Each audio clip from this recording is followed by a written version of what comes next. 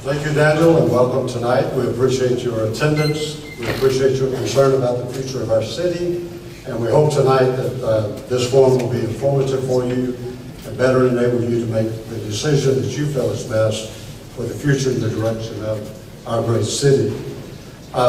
Very quickly, let me just kind of set the pace of things. None of the candidates tonight have had privy to any of the questions that will be asked. No candidate will be asked the same question. Now, if you're Baptist, don't panic with these baskets up here. We're not taking an offering tonight, okay? Unless you really want to give. Now, I'm not beyond that. Actually, what will happen tonight is we have 4 different categories. We will ask each candidate to draw from that basket a question. Miss Susan will hand that question to me, and that will be the first time the candidate will hear that question and have privy of answering the question. So we welcome you tonight. We welcome our candidates. To my left, in alphabetical order, is Ms. Marie Arpino and Mr. Sam Jenkins, Ms. Victoria Provenza. I knew I was going to miss that. And Ms. Ollie Tyler, and the guy on the other end is Mr. Patrick Williams. And we have 2 other candidates that have filed that did not register in time to be on the platform, but they are in attendance tonight, and feel free to speak with them, Mr. Melvin and also Mr. Jim Crowley. So what will take place tonight, candidates, since we expect you to uphold the law when and if you're elected as our mayor, we're going to implement that tonight. We're going to give a 2-minute time limit on each question. You will be given a 30-second notice, and then you'll be given a 15-second notice. You'll be given a stop notice, and we're going to help you with that because we're going to turn your mic off. So don't go over that. We're trying to make this as fair and equitable as totally possible. Jim, if you'll come. We have timekeepers, and Jim will be taking care of the signs. So as you answer a question, he will give you notice there. You have in front of you tonight the only question you had privy of, and we just made that available. We asked the question, what experience do you feel you have to become mayor, and what job experience that you're a part of better qualifies you over the other candidates? We're going to ask that you take 2 minutes to answer both of those questions to the best of your ability, and we will start tonight our forum with Ms. Henry.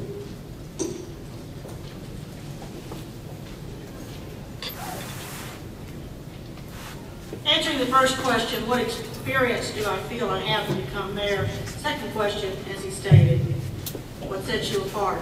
Number 1, I'm a degreed accountant.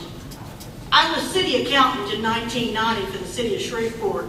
I deliberately walked into that job to learn the city funds, one day knowing I would run for mayor of this city.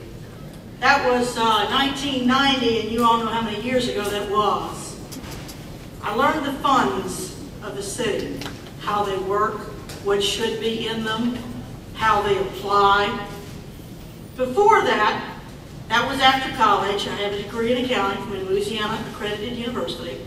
Before that, I was a contractor, large scale, the largest utility water and sewer contractor in the city and in the state at the time. The principal owner, one of them was me. I was principal. Wasn't well known. It was principally owned by a woman. That in those days, I ran things. Superintendents ran out on the job site. I did $20 million worth of work a year in Shreveport Mayoral. I put in the first water lines to the first GM plant in 1978. Such as some of my larger projects. Green Acres Place, water and sewer. Brownlee, which is Bossier, of course. Golden Meadows, Ellerby Road Estates, where I bought my first house when I was 19. We need roads. We need water and sewer. I can't tell you how bad they're crumbling in our city. That's why I'm running. But we need to know what's in the funds that your taxpayer money paid for. It needs to go where you were told it would go. If not, it needs to. And the money taken from the Shreveport for any reason needs to be returned if it's not under what we need. That's how the microphone works. Do you like that? Yeah. Thank you. Mr. Jenkins? First of all, let me say good evening to all of you who have assembled here today. Let me express my appreciation to the organizers of this event, and it is certainly a privilege to share the stage tonight with some very distinguished citizens here in the city of Shreveport. My first and foremost experience is being a parent and the head of my household. Like many of you, I get up every day and I have to try to face the challenges that face my family. Paying bills, trying to make sure that children are going to school and doing the things they need to do, leaving my home and going to work, sometimes from early morning to late night, running a business. That type of experience is experience that connects me with people. What I'm saying to you tonight is I'm in this election for the people. I'm not a part of anybody's political machine, and I do not desire to be that. I want to be answerable to the people of the city of Shreveport if I'm elected your next mayor. I am the only candidate on this stage who's actually been in City Hall the past 8 years involved in local government. As a councilman, we represent the voices of the people. That's our role at City Hall. We don't work for the administration. We're not city employees. We bring your voice into city government. Once again, experience being connected with the people. I served on the Cattle Parish Commission for 4 years. I presently serve on the City Council in my 4th year on the council.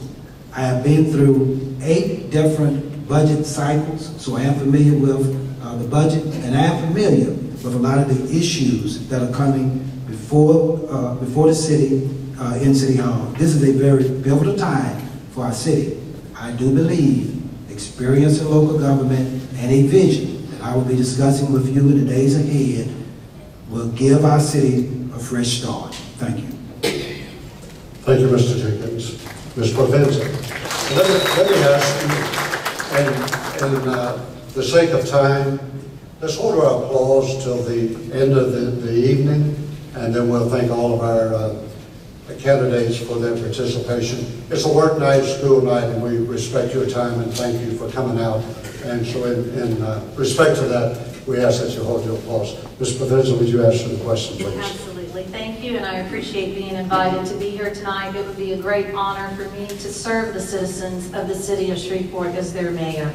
I am uniquely qualified among the candidates to serve for mayor because I have corporate worldwide experience where I have consulted for multiple municipalities across the United States and the C-level suites of the Fortune 50 corporations spread across the globe. I offer professional management services, and I have brought successful projects to numerous municipalities as well as state and regional governments. I started at the ripe old age of 26 as a geologist when I was forced to leave Shreveport for the first time. I was born and raised here, but at that time, as a geologist, after writing my thesis on the Haynesville Shale, I was forced to move away from the city because I enjoyed eating. So for employment, I moved to California, where I managed 17 Superfund sites. So some of the issues facing the city of Shreveport, I led at a very early age as a manager with multi-million-dollar responsibilities in dealing directly with the EPA on matters that are much larger than our consent decree. So I'm uniquely qualified to be able to handle the water and sewer issues as far as the EPA is concerned as an environmental geologist in the consent decree. My career progressed on to infrastructure and environmental, where I managed large GIS, or geographic information systems, for, again, cities and municipalities and local and regional governments. By implementing these technologies into their communities, we built viable communities and had sustainable growth and built their economic development structures. I too will have many town hall meetings that I invite you to. Ms. Tyler, would you answer the questions presented, please? Thank you so much, and it is indeed a pleasure for me to also be here this evening. To answer the first question, what experience do you feel you have to become mayor? I feel that I'm uniquely also qualified because I think I'm the only candidate who has served as a chief executive officer in a public capacity. And as you know, the mayor of the city is the chief executive officer. And in that role, the mayor must be able to manage a large organization. My record shows that I have managed more than 6,500 employees. The mayor of the city must be able to manage a large budget consisting of local, state, and federal dollars. My record shows that I've been able to manage more than $425 million annually of state, local, and federal dollars. The mayor of the city must be able to manage capital projects. My record shows that I have been able to manage capital projects in order to get things done. The mayor of the city must have a vision and be able to execute on that vision. My record shows that I have been able to manage and galvanize and unite people around a vision, connect with the community, and engage people across all walks of life. And we got things done. I also have a vision for the city of Shreveport, a city that I love so dearly. And that vision is that every citizen has an opportunity to be in a safe environment, has an economic opportunity, has educational attainment so they can acquire a good job and protect and take care of their families, and also have a good quality of life. And I ask you this afternoon and this evening, if you would consider voting for me, a person who has the experience as the chief It works. I'm going to try this on Sunday morning with my pastor. I kind of like this idea. Sometimes I get through listening before he gets through speaking, so it might be a good idea. Mr. Williams, would you answer the question before you, please?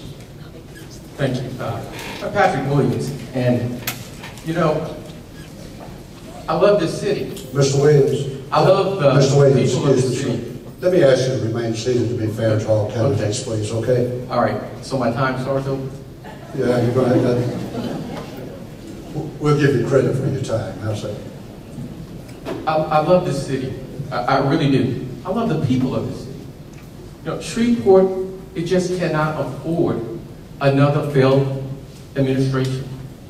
The leadership is what is needed here, and that's what I bring. It needs someone that can unify the city, and I'm that candidate. All right, let's just get down to the point. I'm the only candidate here that will be prepared to do this job on day one. It's going to take a lot of energy and vigor, getting up early, staying late, working 13-hour days, and that's what I'm going to put in. I served on Appropriations Committee with a $26 billion budget. I serve now as Vice Chair of Ways and Means, large capital outlay projects. You know, anyone can tell you what the problems are, but it's about finding solutions, and that's what I'm about.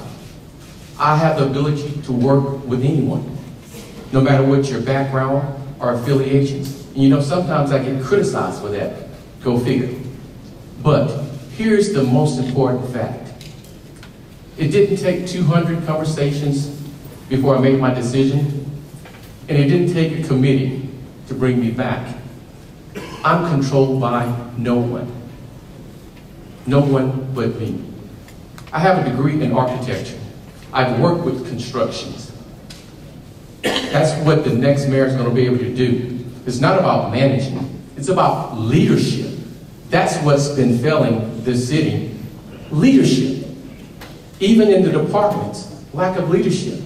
And so that's what I bring to this table. The ability to lead and work with everyone. Thank you, Mr. Williams. Okay, now we're going to draw significant questions of interest. Let me say that these questions have been submitted by the public and the business community. So these are questions or concerns of the community itself, questions that you have asked.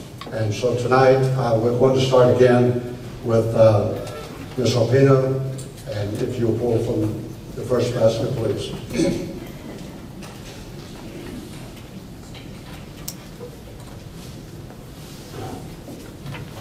Okay, she has chosen question number 5, panel.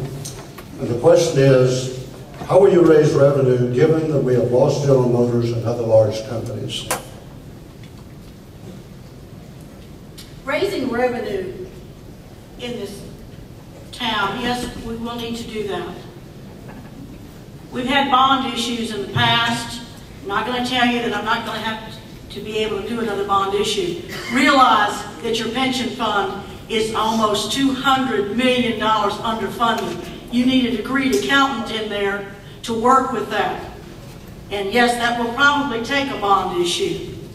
But we also need people like myself that are willing to go to the communities, go to the corporations and ask them, please come to our town. I have the buildings. I have empty buildings just sitting there with people ready to hurt them and throw rocks through them. We'll let the taxes go on that particular piece of property. We'll give up business taxes. Bring your corporations and companies to our town. Hire our people. Economics is how we're going to be able to do that. It's going to take a lot of money just for the pension plan to pull it out. But realize, please understand, I'm the only one up here that's the contractor behind. Actually, my father built the city of Shreveport's water supply, the master line in 1955 for $30 million. It's supposed to have lasted 20 years is what you paid for. We're on our 60th year. That tells you what kind of work ethic I come from. When I was 23 years old, I was running $60 million of a company, running $20 million of work to have your water and sewer that you've had for the last 40 years. I was 23. I'm 56 now. And I would run it exactly like my father did. When people couldn't get things done, they'd come to our home. He'd offer them a cup of coffee, sit at his desk, tell them the problems they have. My father would find the solutions. That's why my accounting firm is Business Solutions. I was raised up with people and family that helped our community. Okay, Mr. Jenkins, it's your turn to draw.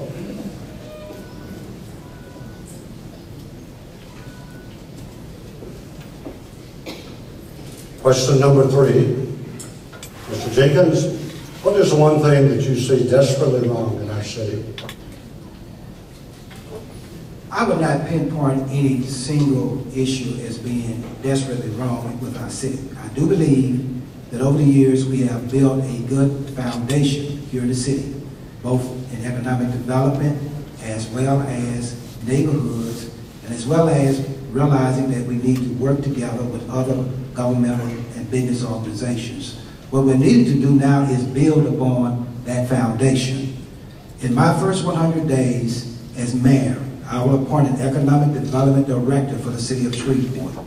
I do not believe that economic development is an area that we need to leave unwatched. We need to make sure that someone is constantly, daily taking a look at implementing a comprehensive economic development plan. A comprehensive economic development plan will include not only creating and retaining jobs, but we must begin to incorporate education, workforce training, housing, and other issues such as quality of life. Someone would need to be able to watch that and move it forward for us on a daily basis. Secondly, I do believe that many of our citizens are greatly concerned about the condition of their neighborhoods. They want the neighborhoods to be much cleaner, they want the roads to be repaired. I believe that we are working on something like that and that we can continue to do that. In my first 100 days as mayor, I want to institute a phase 2 to Operation T-Bone. First of all, we will bring in what I want to label as an environmental court so that we can very much and more effectively deal with persons who are violating our codes. I think that what happens is a lot of people see these violations and they do not take them seriously, but I think an environmental court would have to do some behavior modification in that area. That is something I've heard many of you complain about, and I want to assure you as mayor, I will do something. Thank you, Mr. Jenkins. Thank you, and Ms. Provenza. Question number is, question number 1. What do you believe is the number 1 priority for change that needs to take place in Shreveport, and how do you intend to bring about that change? I think the absolute #1 priority in Shreveport is addressing our diminishing tax base. That's affecting all of our services in our cities. And we need to have a strong economic development program that not only grows our companies and our economic development from within, but we also need to become innovative in bringing other industries. We need to address the tech industry. We need to bring Shreveport into the 21st century so that we're not just competitive with other cities in Louisiana, but we're competitive with cities across the United States. I'm glad I did get Sam's question, because I believe so strongly that we have so many resources. And I know for the other cities that I've consulted for, if they had only a trickle of what we have here in Shreveport, they would have been so envious. So what we need to have, again, is a very comprehensive plan that addresses all of our issues together so that we can grow our businesses from within and also bring other new lifeblood to the city. We have traditionally neglected a certain demographic of young people, and they are our lifeblood. What happens is they grow up here, they get educated here, and like me, they have to move away. But fortunately, some of them are coming back, and we need to create a community that they will love to live and love the way that I do. I have a comprehensive plan, and I invite you to join me on my webpage and at our town hall meetings so that you can learn more about our plans for Team Shreveport to make this city vibrant and prosperous again. Thank you very much. Thank you. Ms. Tyler?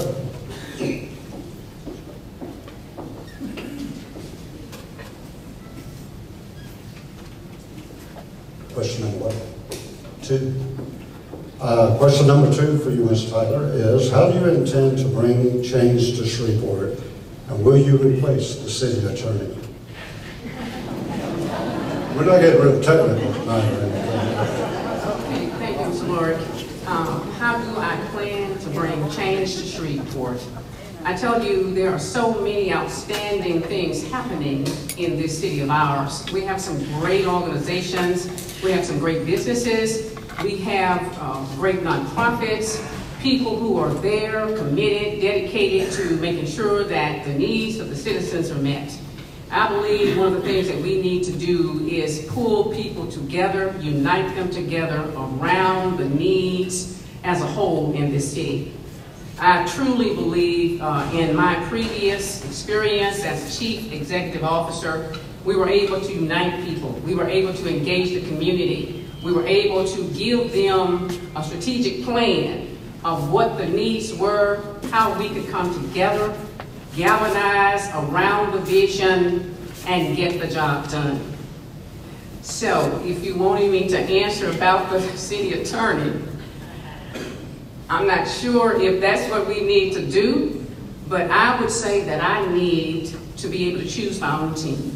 I would love to choose people, and I will choose people when I become mayor, who are civic-minded, dedicated to this community, who love Shreveport, people who have the knowledge, experience, and who are servants for the people.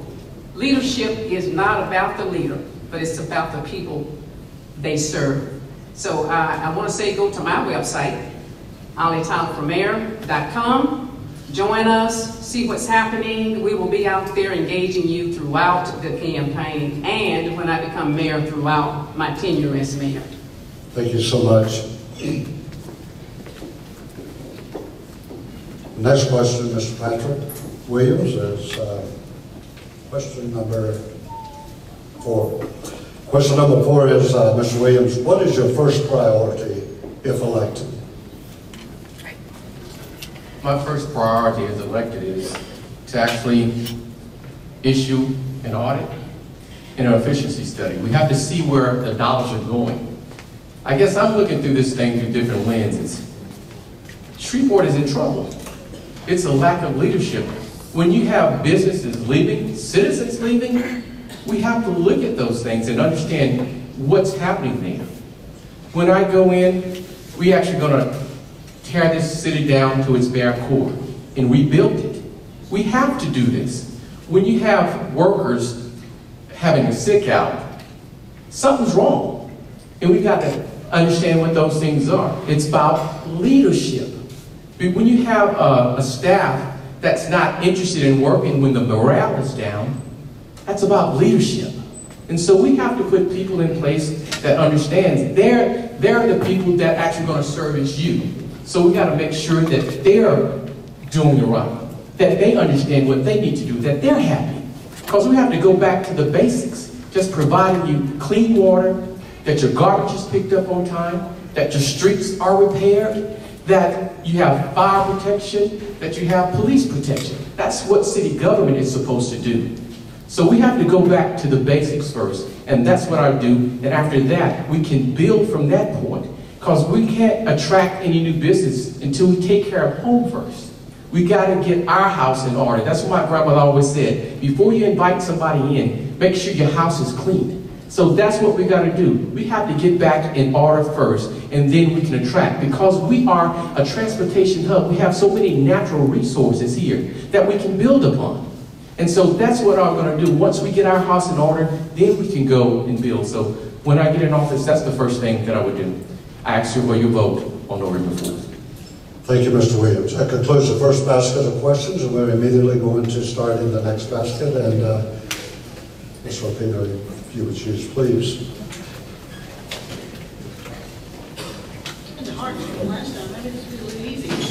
Question number 20.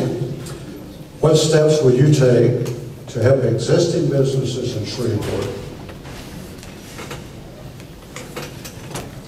First off, to answer that, I need to share with you, when my father finished the city of Shreveport in 1955, 5 years finishing your water line, he was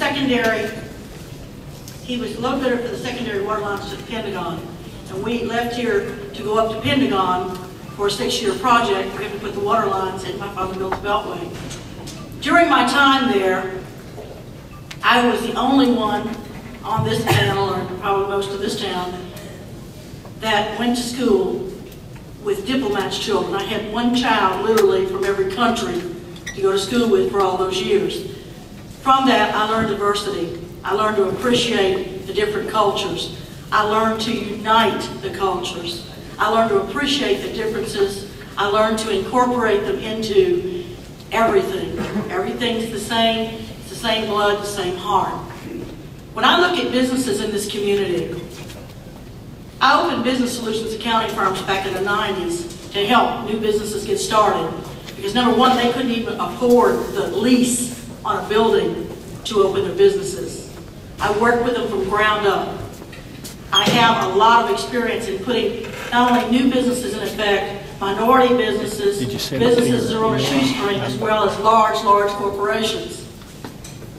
We have to build everything in this town together. We are one town. We are united. And what was brought to my family when someone come into our house, everything from an FBI person to a street laborer that happened to have cleaned our streets. My parents would say, have a cup of coffee, tell us your needs. My father would answer their needs, even though he wasn't the mayor. He wasn't on a council of our community. It's about what we do together. We can do well in businesses here in this community. Candidates, let me ask, and I didn't want to interrupt you here, Ms. Arpino, but when we ask a question, again, these questions are presented by concerned citizens. We all love our grandchildren, but in all due respect, we're not interested in hearing about the grandchildren and our families and all that. We want answers to these questions.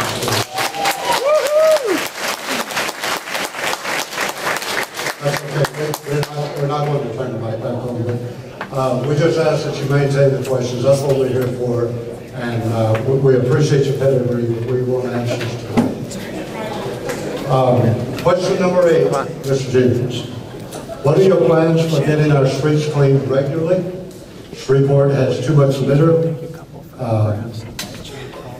What is going to be done about that? Once again, I believe this can best be addressed through a part of what I call Build a Better Shreveport. This is an initiative that has several components. One of the components is to make our neighborhoods more safer and cleaner. We've already made some investments in the direction of keeping our streets clean. We have invested money into the street sweeping program so we can go in and try to deal with the small items that are going on. Secondly, we made some amendments to our public works ordinance, especially in the area of collection of solid waste. Many of you have probably been hearing about that in the news, our bulk collection program, where we can go in now and make sure that excessive amounts of solid waste do not remain on the curb for prolonged periods of time. I helped to lead the charge in that particular area. I alluded to earlier the fact that within my first 100 days, there are some things I want to do to help keep our neighborhoods cleaner. One is the environmental court. We will be talking about that. We need to make sure that we are pursuing persons who intentionally or deliberately violating our code, because people are not taking it seriously. You're living in a block where someone else in the block does not care as much as you do. If a person gets a traffic ticket, they're going to go to city court because they know someone is going to compel them to do it. Our environmental court will operate the same way. Secondly, within my first 100 days as mayor, I'm going to establish a central call center. What I hear from a lot of our citizens is when they do call in with concerns, they're handed from one person to the next, to the next, to the next, and then the concern gets lost.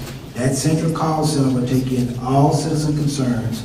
We will track those concerns from the time that they come in until the time that they're resolved. Those are some of the ideas and practical steps that I believe that we can take to make our city and our neighborhoods. That's just free entertainment. We have a cell phone going off up there, so that's, if you hear the music. Mr. President. 10, Ms. Provenza, the question number 10 that the citizens of Shreveport would like to know is, do you plan to adhere to the current master plan or focus on some immediate concerns of the city? Well, can I say a combination of both? I'm a big believer in the master plan. I think one of the problems with and challenges to the city of Shreveport is we've not had a strong vision, and we need to adhere to a master plan while implementing incremental improvements throughout the city, which we can do. So it's a combination of both. I am not a career politician. I'm not looking to get elected for the next election. So one of the things that I will bring to this office that is different is that we will build immediately programs that we can implement where you can see instantaneous improvement, but we will also adhere to the master plan and moving forward. And so we will have complete transparency and open access to government.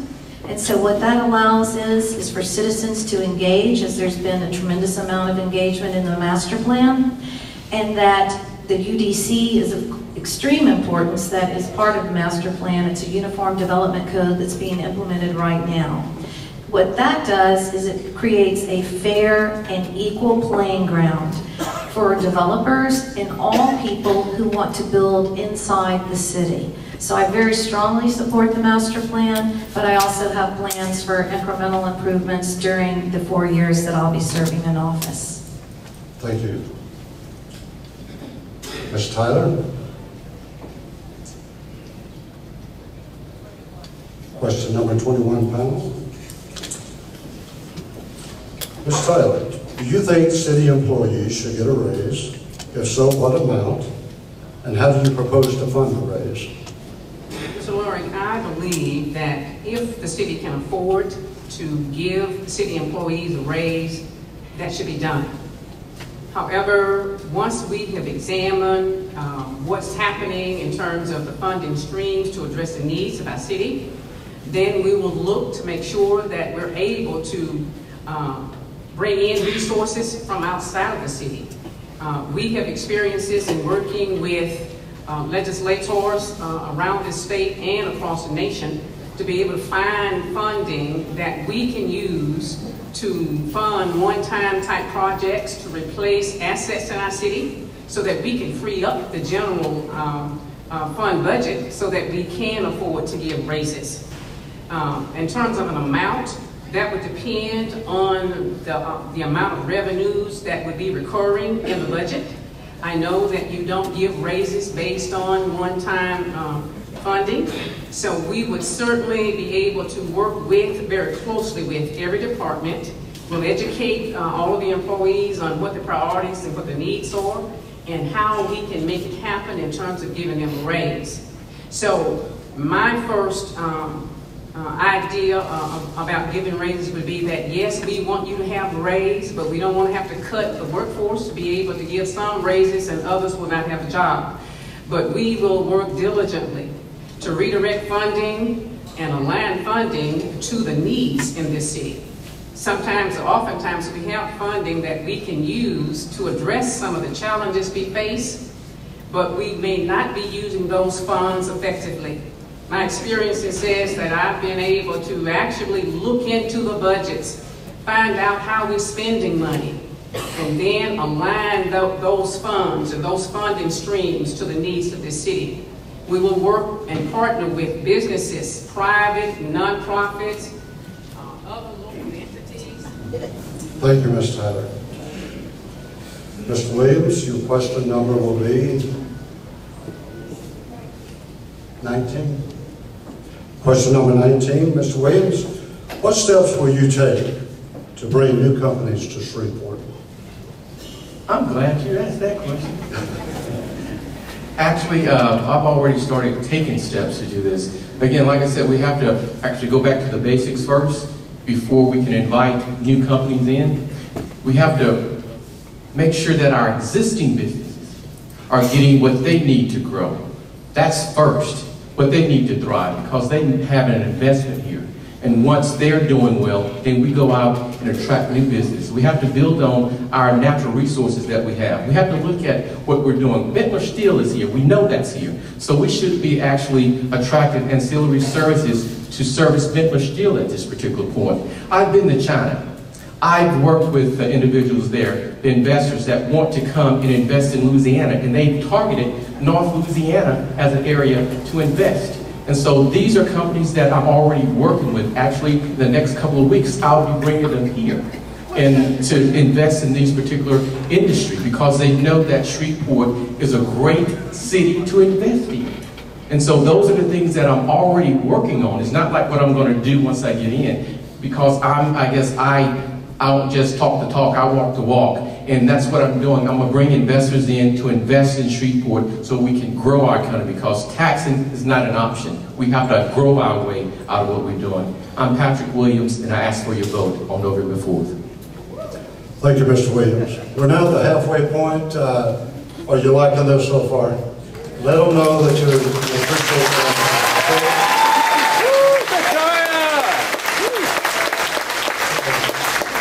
Okay.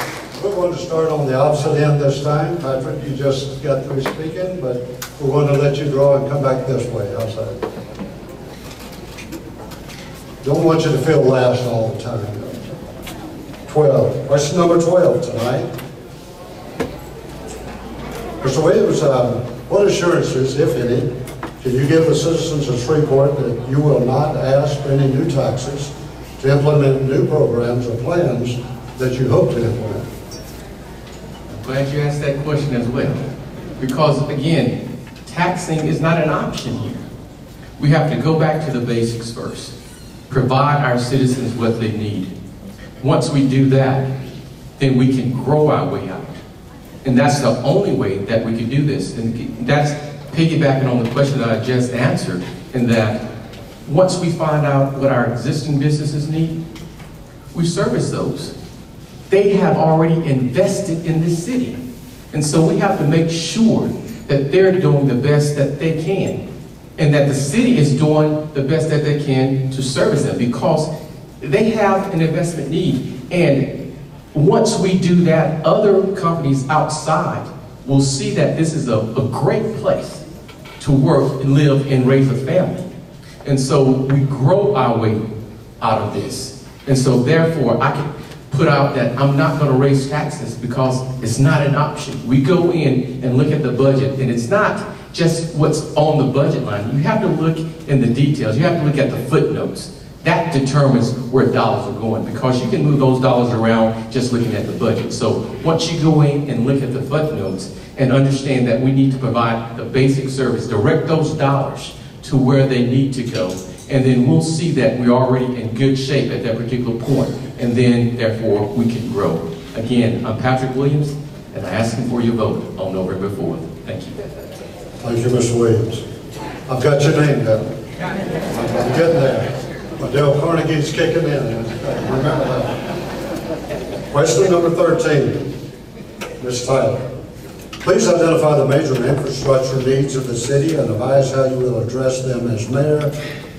Because this is hosted in Southern Hills, they added to that question specifically Juella Road. Okay, thank you, Mr. Lord. In looking at documents that I've acquired actually from the city for infrastructure needs, we know that presently we under a consent decree because of our sewer system and our waste water system. And want you to know that the process has already begun. The taxpayers in the city have already passed bonds to help us address some of that. However, researching further, we know that we need about $1.5 billion to be able to just catch up. And then we're going to need another $287,000 per year, per year to be able to maintain and repair the infrastructure. Looking at Juella Road specifically, we know that we need to do something about that road. The infrastructure in terms of roads in our city is in bad need of replacement and repair. So in order to address that, once again, we're going to unite people. We need to get our legislative delegation together. We will craft a strategic plan of what our major needs are, and we will prioritize those needs. And we will call that delegation together and say, when you go to Baton Rouge and try to bring home the money of the bacon to Shreveport, these are the things that we need you to go for, because we need funding to address the infrastructure in our city. We will get together with our congressmen who represent all of us. We put those people in office, we need to hold them accountable. But we need to unite around the priorities that we have identified in our city. We will do that together. We'll build relationships with the city council and all the other entities. And we will look at a vision for Shreveport. Prioritize around that vision, get everybody on the same sheet who represent the citizens in this city. Thank you, Ms. Tyler. Mr. President, your question, please. Question number 24.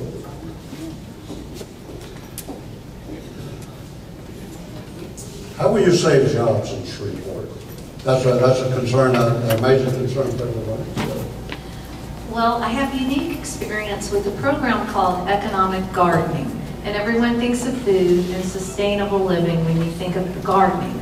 But economic gardening is an economic principle that was developed over 20 years ago in Littleton, Colorado. It's been very successful for my customers and my municipal clients across the United States.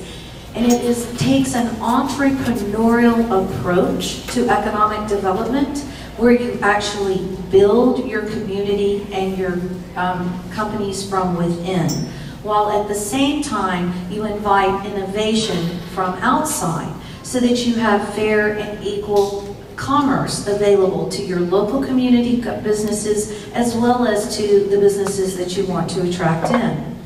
So how you save jobs is you actually build an economy where there's multiple jobs. It also addresses some of the issues with city employees, is that city employees need to be competitive in the corporate market, but we need more of a corporate market in Shreveport so that people like me and some of your children don't go away, get educated, and have to move to other cities to live and raise their families when we want to live and love here.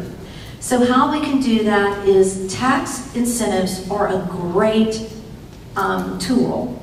But another tool in that toolbox is economic gardening, where government does what government's supposed to do through complete transparency, 24/7 access, and you build a public-private partnership. So government does what it does best, and businesses flourish and grow in what they know how to do best as entrepreneurs. Thank you so very much. Mr. Jenkins.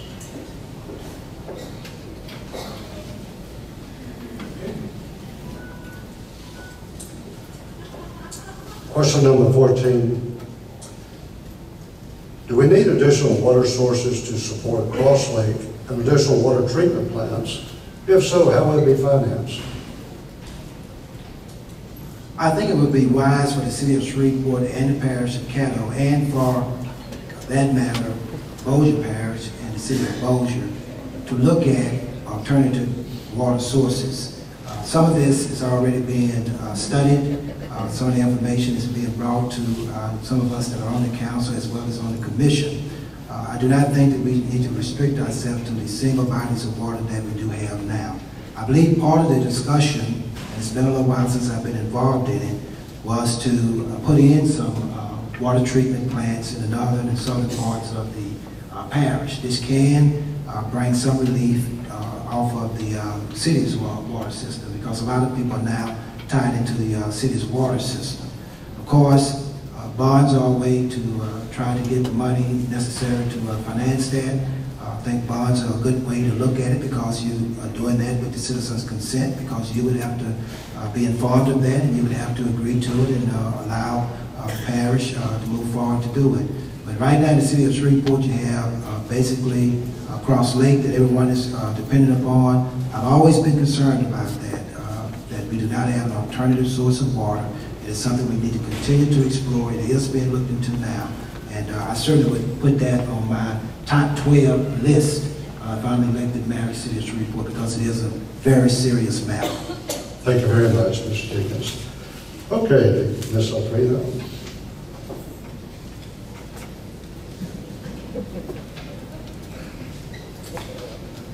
Question number 22. So, Arpino, the citizens would like to know, have you read the MPC master plan and the Unified Development Code? And if so, what are your views on it? What importance do you attach to them? I have reviewed parts of them. Parts of them that I did review, I have a differing opinion of some of it.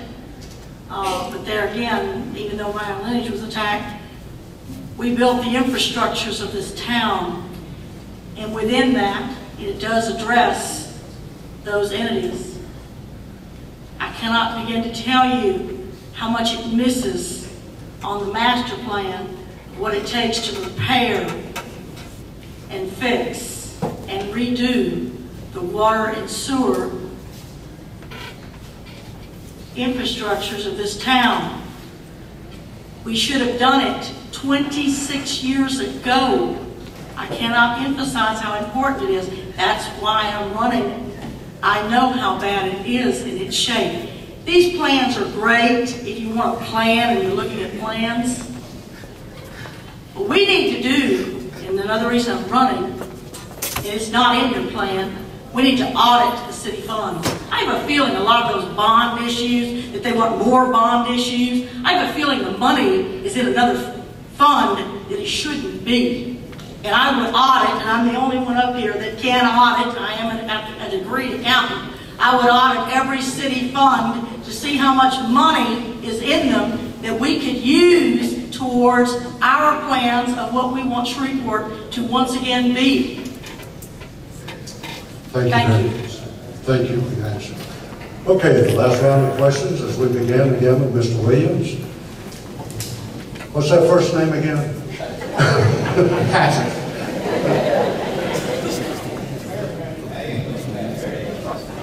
Pardon? 16, question number 16. Mr. Williams, should the extension of I-49 be looped around the city or go through Allendale? Please explain your position. I wish you wouldn't ask me that question. well, the bottom line is the funding is not there to do it. We can talk about it and we can wish for it, but it's just not there. So we have to do something at this point. So the loop it at this right now is the best way to do it, and also offer a boulevard through the Allendale property, because we don't want the traffic going around. We want it to come in where we can actually take advantage of that traffic going through. So to answer your question, it'll be the loop it at this particular point with a boulevard. Thank you very much, and you already know my name. So can I have the vote? Thank you, Mr. Davis. I appreciate it.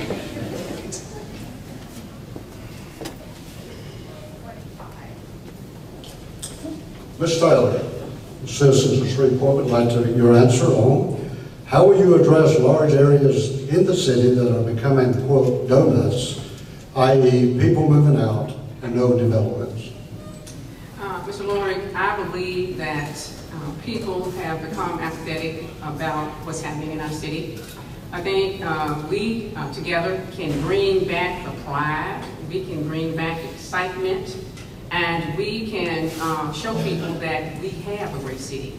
In fact, Shreveport is the only city in the north with a downtown skyline. And I think that once we're able to address some of the issues that we face in the city, then we'll be able to start working together to resolve those issues. And when we do that, we will be able to show our young people and our young families that we have some things to offer. However, with a vision that all of us work together on, we will be going to all the other governmental entities, and we will pool our resources and address the needs of this city. We will bring in and attract new businesses so that people will have jobs and be able to have a good quality of life. We will also extend and expand on the culture that we have here. We have wonderful cultural experiences. We will market this city better. We will be proud of Shreveport, and we will let people know. We have so many outstanding national things that are happening that people have received in this city that nobody knows about. We don't tell folks what great opportunities we have here. We will also come together, and I believe, and I will be able to do that. In my previous experiences, we've been able to engage people around the objectives that we have for getting things done.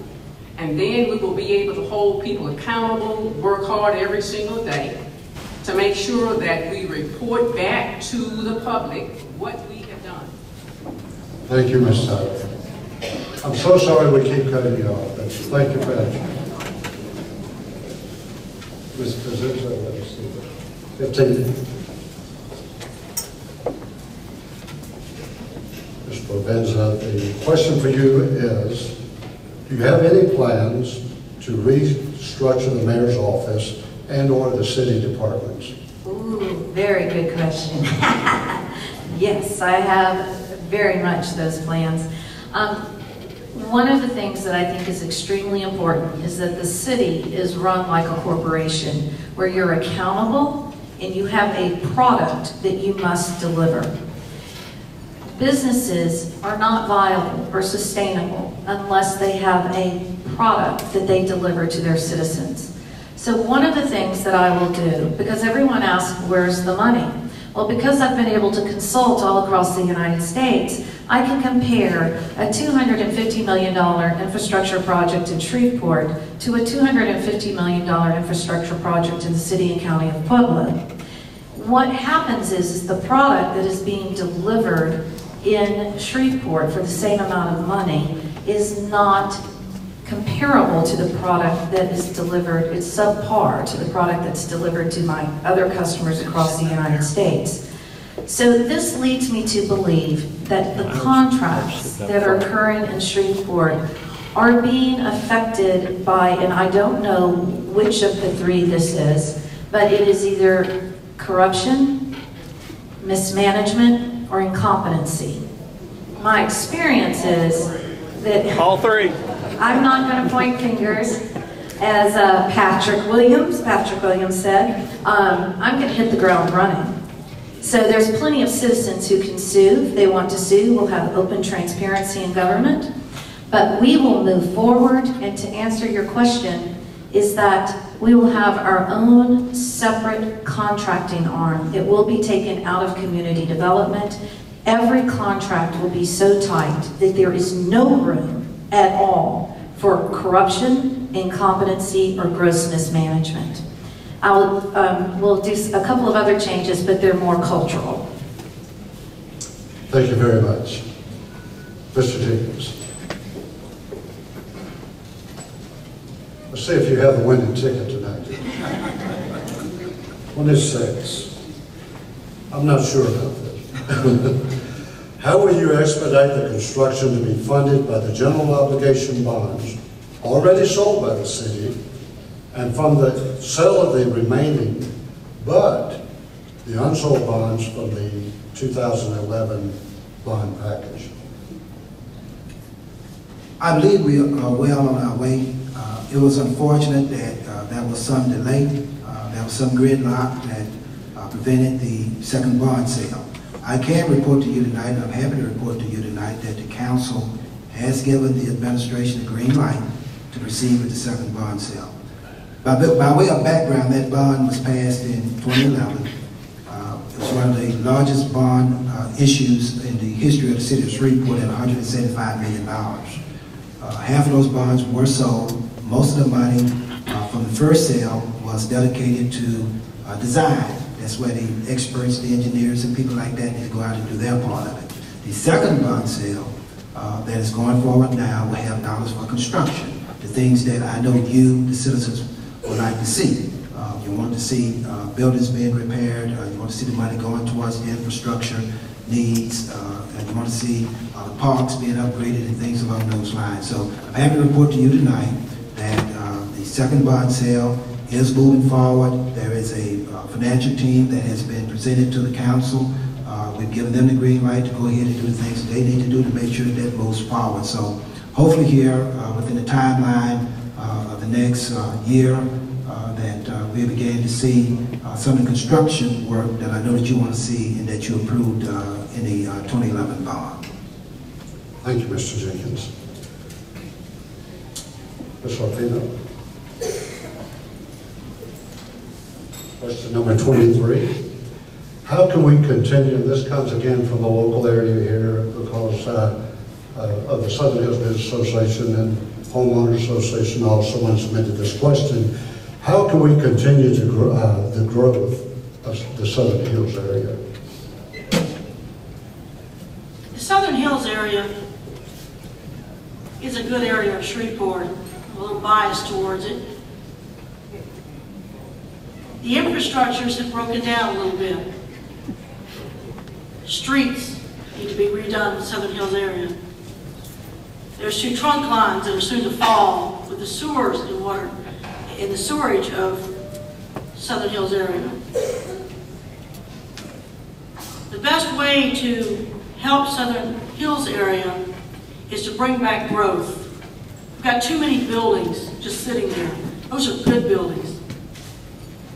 Even if the building is given to someone free lease for a year, as long as they take care of the buildings, it's better than them just sitting there being destroyed. I know I've seen some of the contracts and the studies on that particular, and I've seen the cost, by the way, of our consultants and our studies and all of that for our city. Southern Hills has many, many, many good things to come its way because it's a good area of town, but unless we get the trash picked up, and while we're giving, I think it's $400,000 to Shreveport Green, it's wonderful they plant trees. How about picking up trash so we're not driving down Mansfield Road, Jewella, and see trash on the side of the streets? How about taking some more pride in our city? I assure you, I have no vested interest. I have no cronies behind me. But I love this city, and I will fight for every area to get what it deserves. Thank you very much, Ms. Arpino. That concludes our questions for the time.